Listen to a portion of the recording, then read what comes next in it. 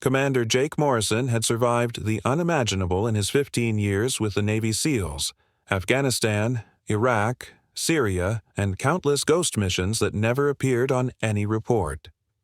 Yet nothing had warned him for what awaited that morning at the forward operating base in eastern Afghanistan. The sun had barely breached the jagged Hindu Kush peaks when Jake's boots crunched on gravel, his eyes scanning the weapons maintenance area.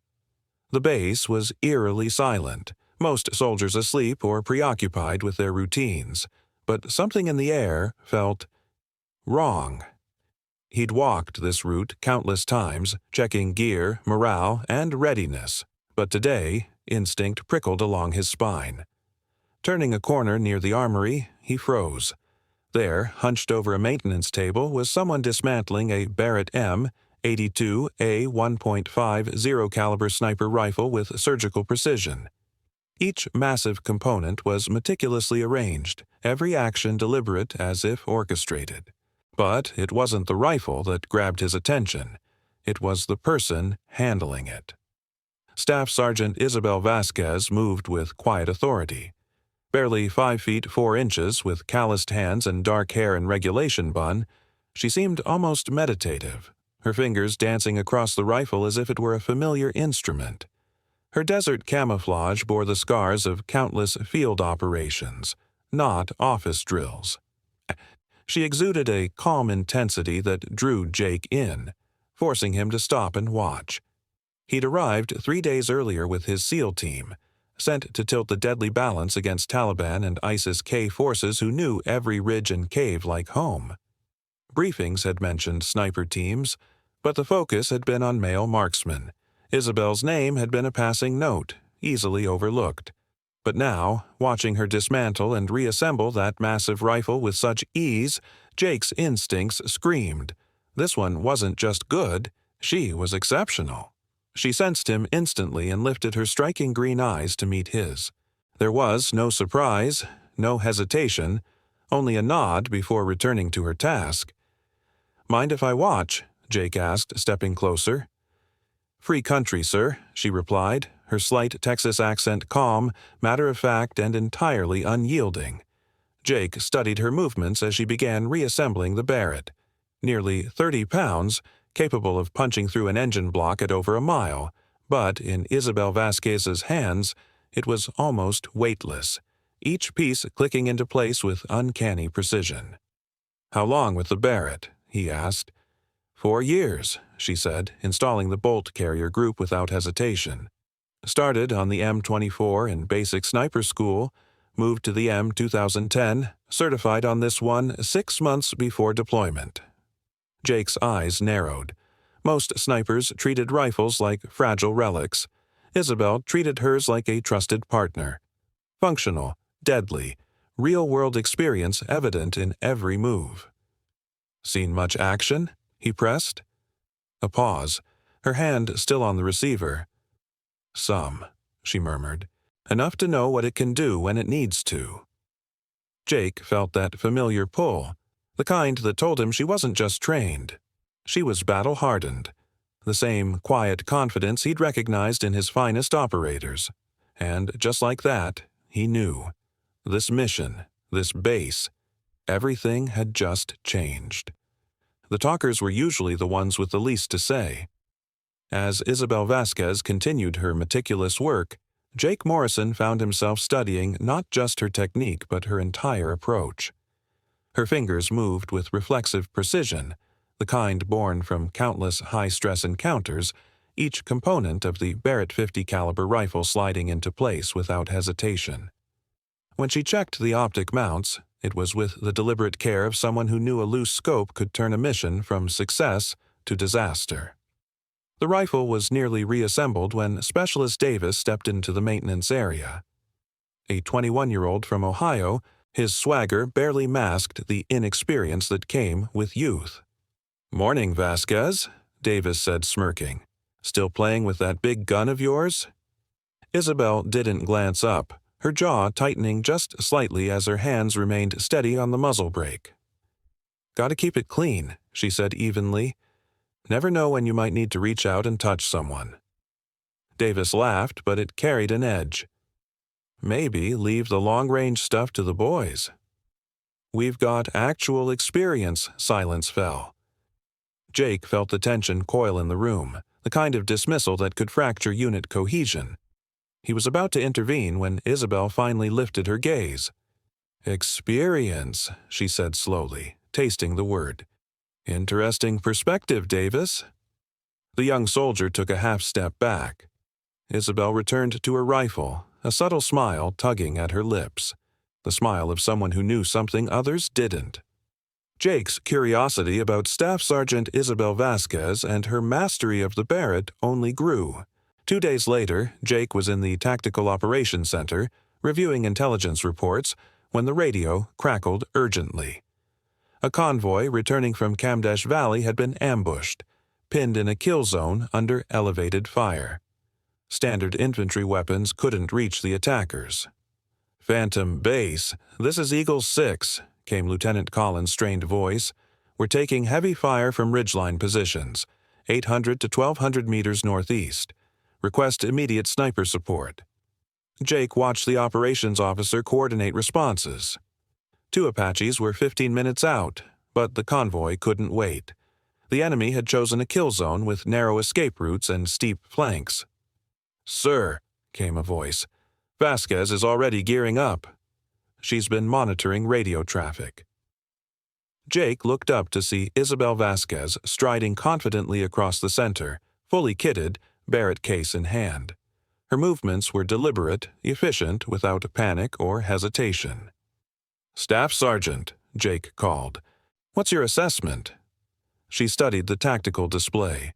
Shooters on high ground, using rock cover. Standard weapons won't reach them effectively. Angle protects them from most direct fire. Observation post 2 clicks northwest. Good elevation, clear sightlines. I can be in position in 20 minutes. Major Peterson's brow furrowed.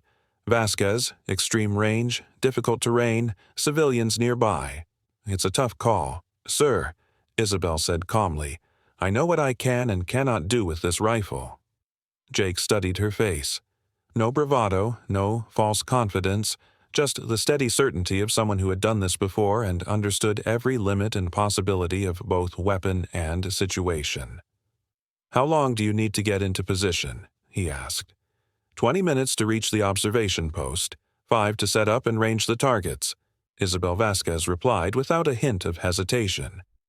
The radio crackled again.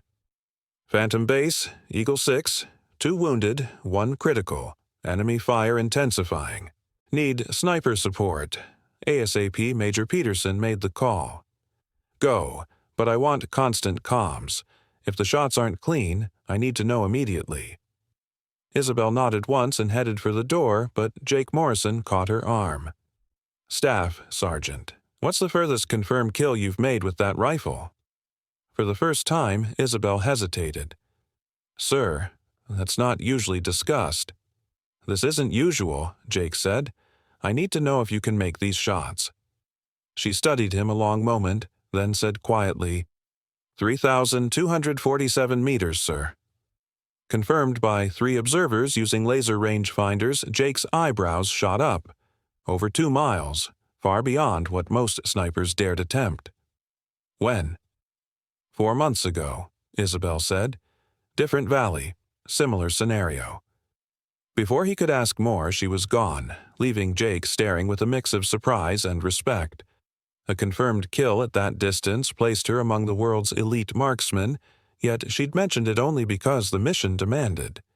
Minutes later, her voice came over the radio, calm and measured despite nearly 50 pounds of gear on the steep slope. "Phantom Base, Overwatch 1, moving to position, ETA 15 minutes. Jake tracked her GPS on the tactical display, watching her steadily advance. The convoy remained under fire, but the enemy was patient, letting time work against the Americans. When they moved, they'd be exposed. "Phantom Base, Overwatch 1, in position and setting up. Beginning target identification." Through binoculars, Jake spotted the ridge where Isabel had positioned herself. Even knowing where to look, she was almost invisible. the observation post providing cover while offering clear lines to the ambush. The operations center went silent, all eyes on the radio. Calmly, Isabel began calling out targets. Phantom Base, Overwatch 1, 4 enemy positions on the ridgeline, nearest 930 meters, furthest 1,260 meters. All in hard cover, using rock formations. Major Peterson leaned in. Overwatch 1, can you engage at those ranges? Affirmative. Targets partially concealed, but sight lines adequate. Wind 4 to 6 miles per hour, southwest. Atmospheric conditions favorable. Jake listened, admiration growing. Isabel treated this like precision engineering, factoring distance, wind, pressure, and target movement, processing everything in real time while prone on a mountainside with lives at stake. Phantom Base, Overwatch 1, muzzle flashes from primary position, engaging. The radio fell silent except for static. Jake held his breath, counting seconds as Isabel lined up her shots, each one calculated. Then came the sharp crack of a .50 caliber rifle echoing across the valley, followed by her calm radio voice. Phantom Base, Overwatch 1, 1 target down, engaging secondary position. The second shot rang out 47 seconds later. Jake had been timing it instinctively. The Barrett's echo returned again, and this time the response was immediate.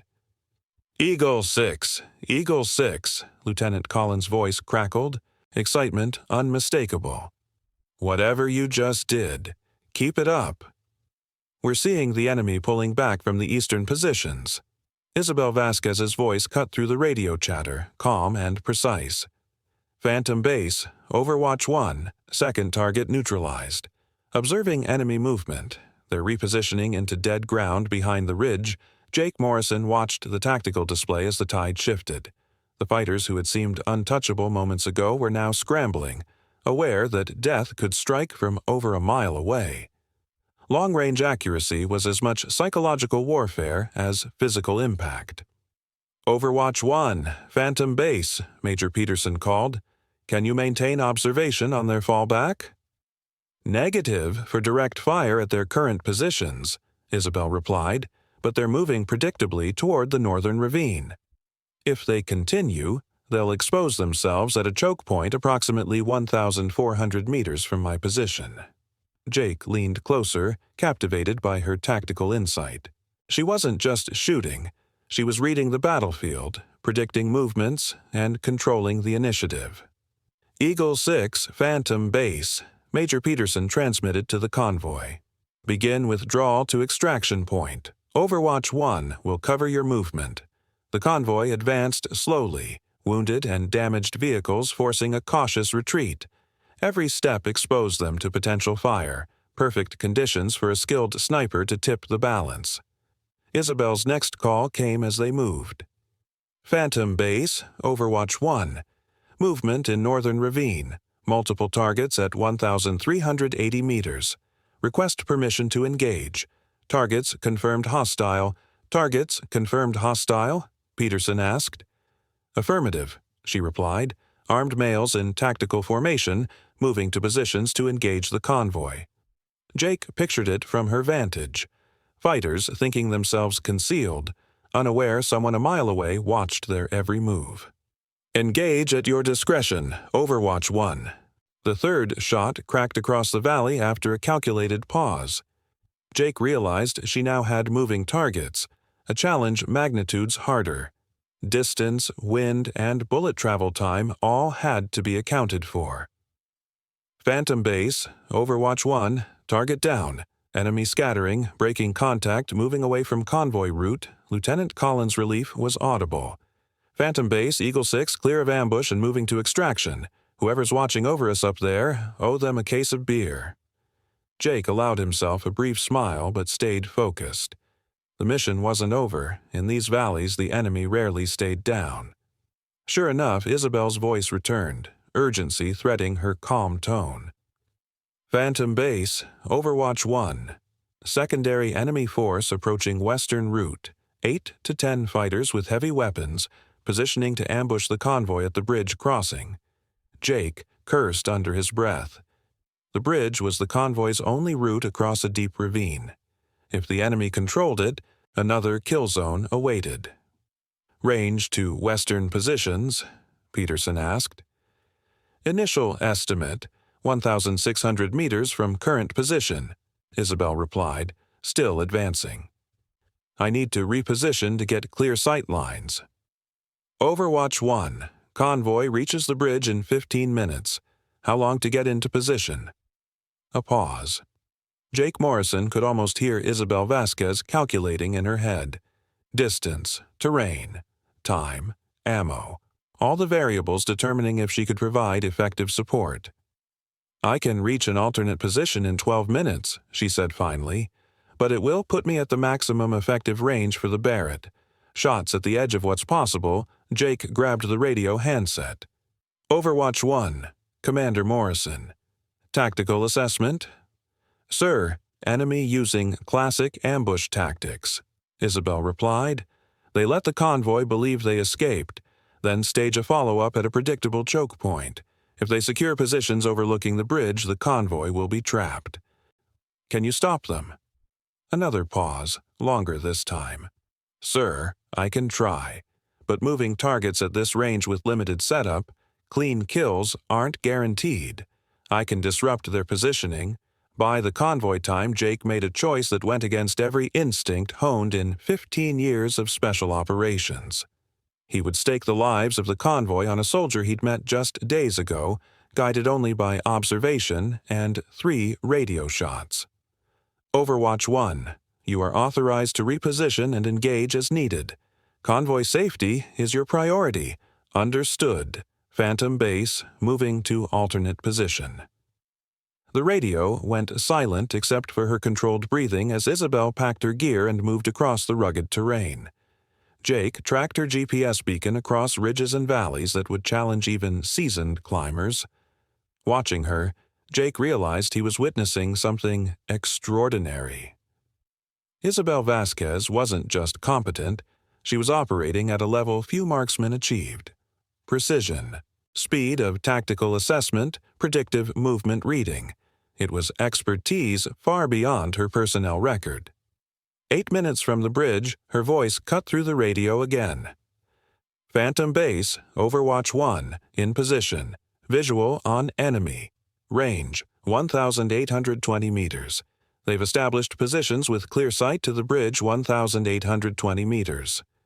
Jake calculated quickly and felt a chill. Over a mile, at the extreme limit of the Barrett .50 caliber under ideal conditions. Mountain winds, air pressure, combat stress, this was a shot most snipers would never attempt. "Overwatch 1, he cautioned. "No obligation to take shots you're not confident in." "Sir," Isabel replied steadily, "I'm confident in my abilities and equipment. But at this range, I'm operating at the absolute edge of the Barrett's envelope. No guarantees." 5 minutes from the bridge, Jake's knuckles whitened on the radio handset. The tactical center was silent, all eyes on the display. He had authorized shots at the theoretical limit of the weapon, based solely on instinct and a few minutes' observation. "Phantom base, Overwatch 1. Isabel's calm voice came again, unwavering. "Lead, elements of enemy in scope. PKM, machine gun position being set up with perfect coverage of the bridge. Range, 1,827 meters. 3 minutes to the bridge." Jake could see Lieutenant Collins and his convoy moving through the valley below, unaware that a secondary ambush was forming. "Wind conditions?" Jake asked. At this range, even a slight shift could throw the shot yards off target. "Variable northwest winds, estimated 8 to 12 miles per hour," Isabel reported. "I'm seeing mirage patterns, thermals rising from the valley floor. Not ideal, but workable," Isabel Vasquez reported. Jake Morrison closed his eyes briefly, running the situation through once more. The convoy had already taken casualties. Another ambush could be catastrophic. The Apache helicopters were still 10 minutes out. Too late to help at the bridge. Isabel, a staff sergeant he'd barely known existed a week ago, was their only option. Overwatch 1, you are clear to engage. Roger, Phantom Base, engaging the machine gun position. Silence fell over the Tactical Operations Center. Jake could hear his own heartbeat. At 1,827 meters, even the Barrett and optics were at their absolute limits. Bullet drop meant Isabel would aim nearly 15 feet above the target, trusting physics and mathematics to bring the round down onto a human-sized enemy. The first shot roared across the mountains, echoing endlessly. The distinctive .50 caliber crack announced lethal firepower to everyone within miles. Phantom Base, Overwatch 1, miss. Round impacted roughly 2 meters low, 1 meter left. Adjusting for range and wind, Jake's stomach sank. A miss was almost inevitable, but the convoy was 2 minutes from the bridge, and the enemy machine gun crew now knew someone was watching. They would either relocate or accelerate preparations to fire. Overwatch 1, assessment of enemy reaction? They're staying put, but moving faster to ready their weapon. They think the shot came from closer. They're scanning wrong areas. At least that was something. Isabel's extreme range had confused the enemy, but she still had to make an impossible precision shot. Second shot in 30 seconds, she transmitted, adjusting for first-round impact. Jake did something he hadn't done since his first deployment. He prayed, not for himself, but for a soldier he barely knew, attempting something at the very edge of human capability. The second shot rang out exactly on time. Silence stretched unbearably long before her calm voice cracked over the radio. Phantom Base, Overwatch 1, target neutralized. Machine gun position down relief swept through the Tactical Operations Center, but Isabel wasn't done. I'm observing secondary targets moving to alternate firing positions. They're adapting faster than expected. Range, approximately 1,900 meters. 1,900 meters. Over a mile. Jake calculated rapidly. Shots at distances normally reserved for records, not live combat. Even with perfect conditions, hitting human-sized targets required extraordinary skill, luck, and timing. Convoy status? Jake asked. Eagle 6, Phantom Base. 1 minute from bridge crossing. Whatever's happening, we need it to continue a little longer. Isabel's voice now carried intense focus.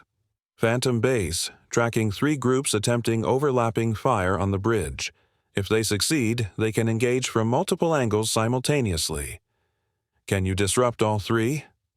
Not all at once, but I can create enough chaos to prevent effective coordination. Jake made another decisive call. Do whatever you can. Overwatch 1. Convoy survival depends on it. What followed was a display of marksmanship Jake would never forget. Isabel engaged 3 enemy positions in rapid succession, firing at ranges beyond conventional doctrine.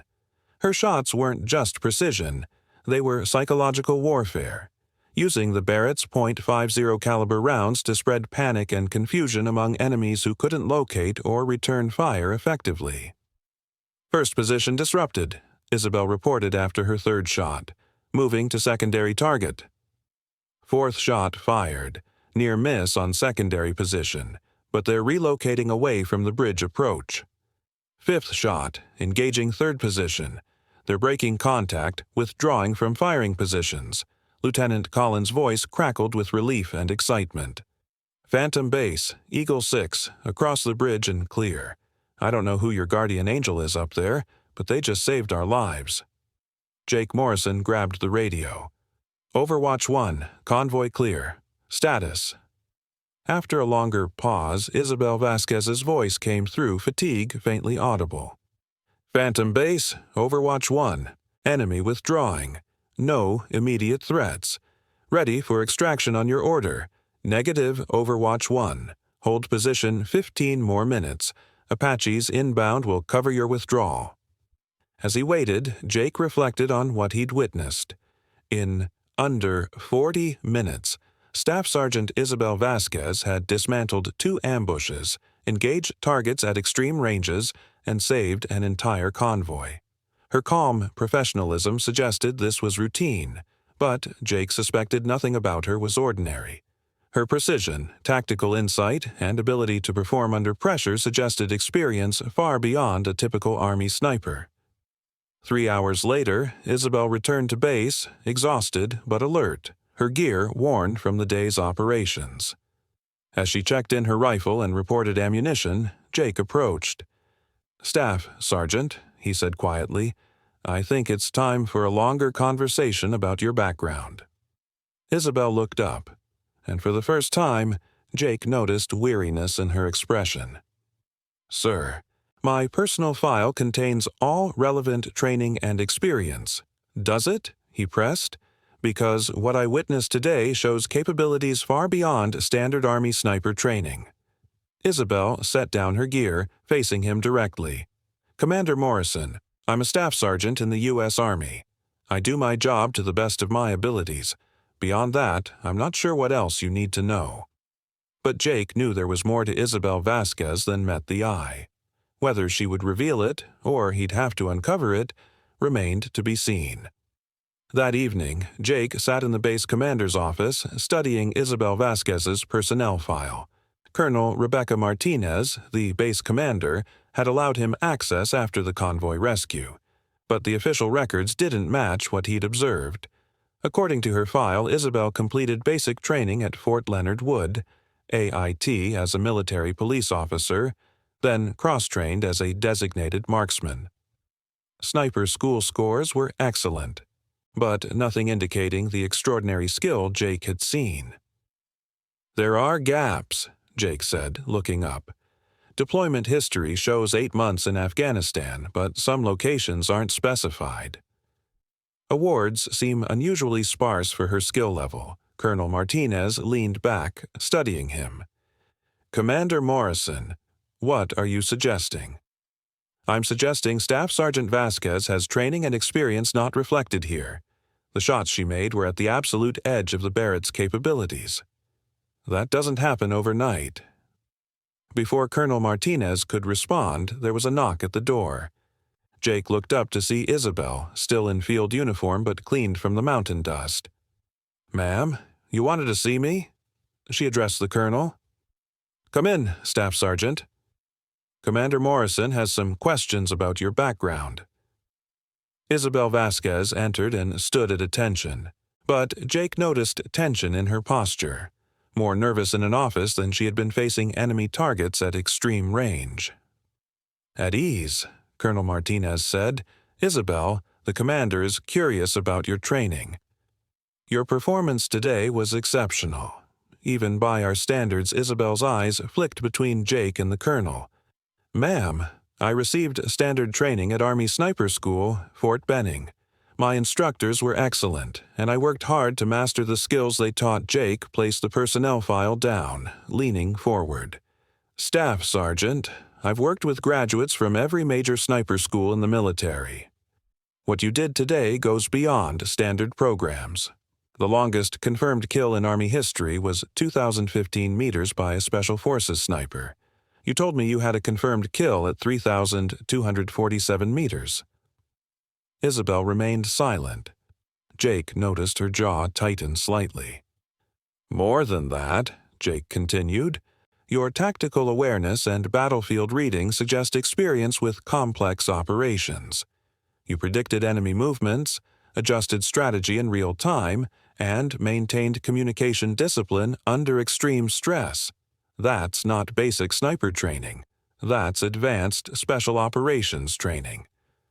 Colonel Martinez leaned forward, intrigued. "Staff Sergeant, is there something about your background not in your official file?" Isabel was quiet, weighing her words.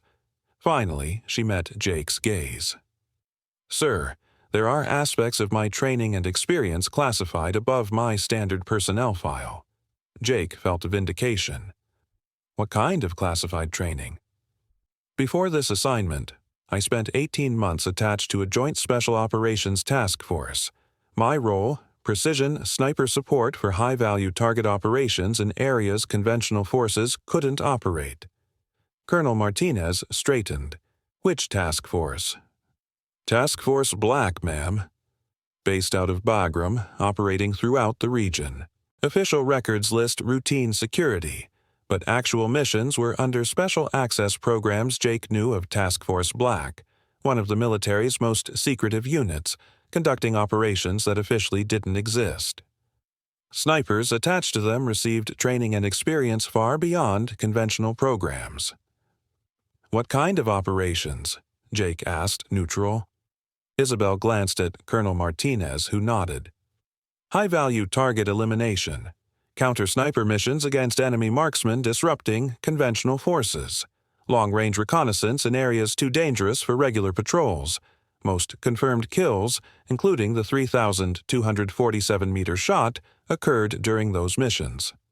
Yes, sir. The target was an enemy commander coordinating attacks from a compound considered untouchable. Intelligence showed he'd be visible only briefly, and the only clear shot was over 2 miles away. Jake leaned forward, fascinated. How many spotters confirmed the distance? 3, sir. 2 from my unit. 1 from CIA ground branch. The shot was also recorded on multiple intelligence cameras. Colonel Martinez frowned. Isabel, why wasn't any of this in your records when assigned to my unit? Ma'am, soldiers completing special access programs often have records sanitized before reassignment. Security measure to protect operational methods and personnel from enemy intelligence. Jake now understood. Isabel Vasquez wasn't just an exceptional sniper. She was a veteran of the military's most classified operations, with hidden experience and capabilities. How many confirmed kills during Task Force Black? Jake asked. Isabel hesitated, then replied quietly, 47, sir. All at ranges exceeding 800 meters, with 32 beyond 1,500 meters. The office fell silent. Jake had worked with some of the military's best snipers, and most career marksmen would be proud of half that number over an entire career. Isabel had achieved it in just 18 months of classified operations. Why didn't you request assignment to a special operations unit after Task Force Black? Colonel Martinez asked. Ma'am, I requested conventional assignment after 18 months of high-intensity operations. I wanted to experience regular military service, a chance to use my skills in a traditional unit. Jake understood. Special operations could be emotionally and psychologically draining. Many elite soldiers eventually sought assignments offering more routine deployments and normalcy. But you kept your capabilities sharp, Jake noted. The way you handled that Barrett today shows you haven't lost your edge. Sir, these skills require constant practice. I train several hours daily, even when not actively engaged. That explained her pre-dawn maintenance. Isabel wasn't just maintaining her rifle. She was maintaining the precision and muscle memory that made her one of the military's most effective snipers. Colonel Martinez stood, walking to the window overlooking the base. Isabel, I'll need to make some calls. Your actual background changes how I think about using your capabilities. Ma'am, with respect, I'm happy in my current role. I don't need special treatment or assignments. Jake studied her face, realizing she meant it. Despite her exceptional skills and classified background, she seemed genuinely content as a regular Army sniper. No ego, no expectation. Staff Sergeant, Jake said, I have a question beyond your official duties. My SEAL team will operate in this region for weeks. Some missions will require sniper support at extreme ranges in difficult conditions. Would you consider providing support temporarily? Isabel blinked, surprised. Sir, I'm not sure my chain of command would approve cross-service assignments. Colonel Martinez turned from the window. If Commander Morrison's operations can benefit from your capabilities, we can arrange it. Your performance today likely saved 8 lives. Similar support on special operations missions would be invaluable. Jake watched as Isabel considered.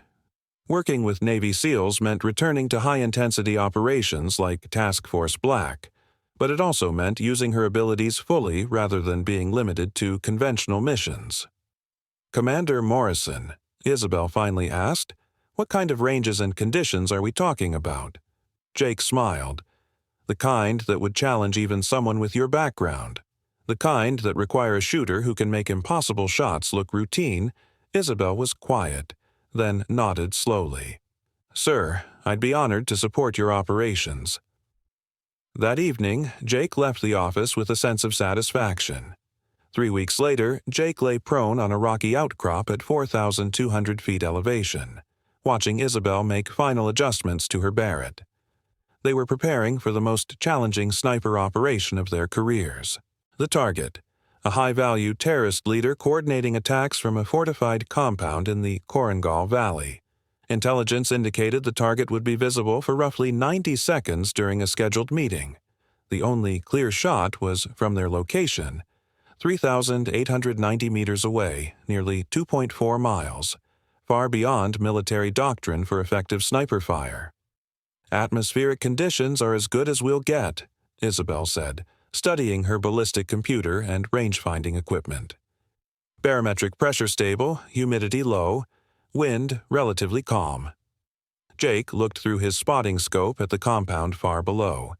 Even with high-powered optics, the buildings looked impossibly small and distant. The idea that Isabel could place a precision shot at that distance seemed to defy physics.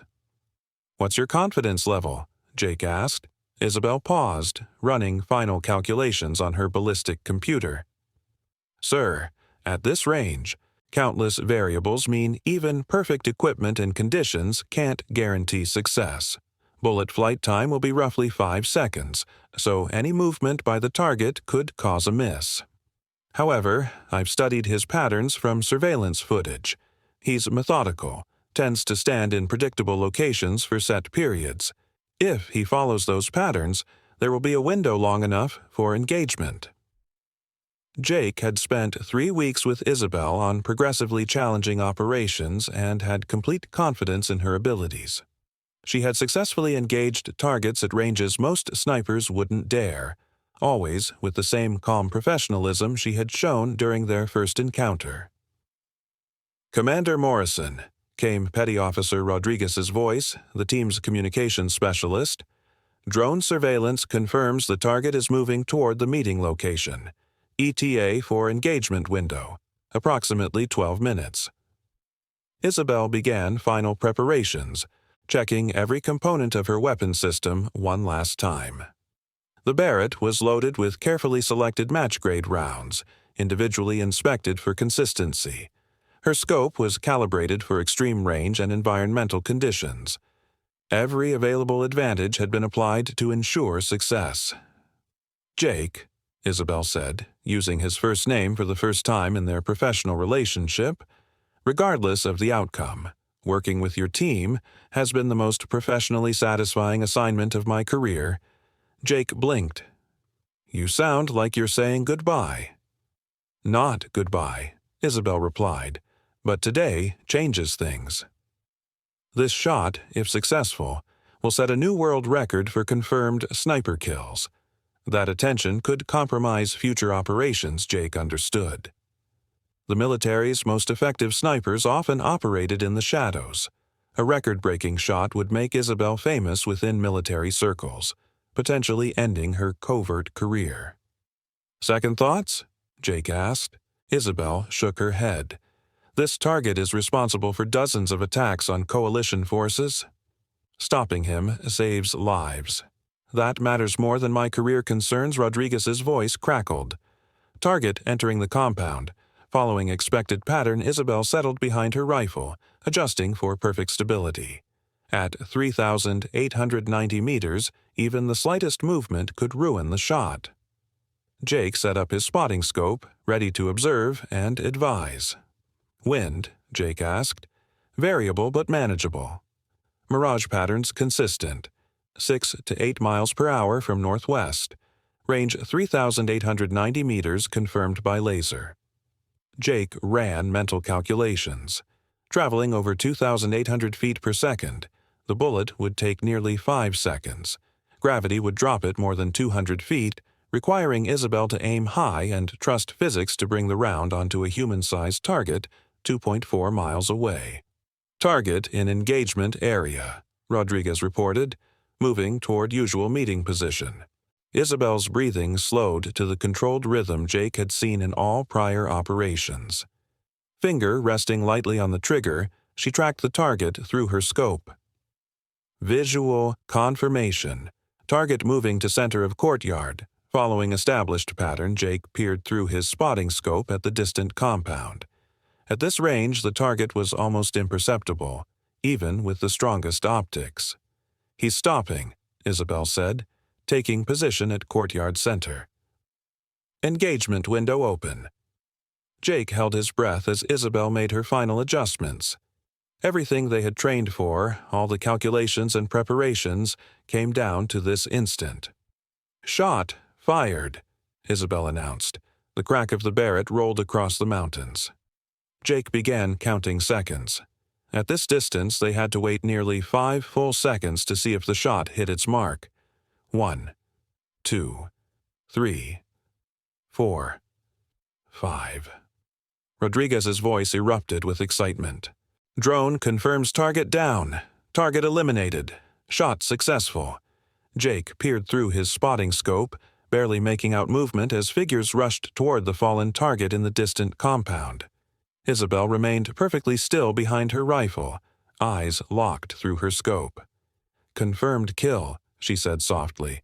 "Target neutralized." Jake felt a tremor run through him, adrenaline coursing. He had just witnessed the longest confirmed sniper kill in history, a shot that defied conventional limits of weaponry and human precision. "Isabel," Jake said, voice tight with awe, "that was extraordinary. You just made military history." Isabel finally moved away from her rifle, expression contemplative rather than triumphant. "Jake, you need to understand. This shot will be scrutinized and verified by multiple agencies. My task force Black History will likely enter official records. My days as a covert operator are probably over." Jake studied her, realizing she had anticipated this. She had sacrificed anonymity and her future in covert operations to eliminate a target that posed a serious threat to coalition forces. "What will you do now?" Jake asked. Isabel methodically packed her gear, the same precise care she had shown on the first morning Jake had observed her. "I suppose I'll return to being a regular Army sniper, maybe train other marksmen, share lessons with the next generation." As they prepared to leave, Jake reflected on what Isabel Vasquez represented in the military. She was a soldier of exceptional ability, yet her humility and professionalism defined her. She had accomplished a feat that would be remembered in military history, but she considered it simply fulfilling her duty to the utmost. The 3,890-meter shot would indeed cement Isabel as the holder of the world's longest confirmed sniper kill. Yet, Jake knew the true significance lay not in distance or technical skill, but in the character, discipline, and dedication of the soldier who had made it possible. Isabel Vasquez was the kind of soldier around whom legends were built, even if she preferred to remain unseen.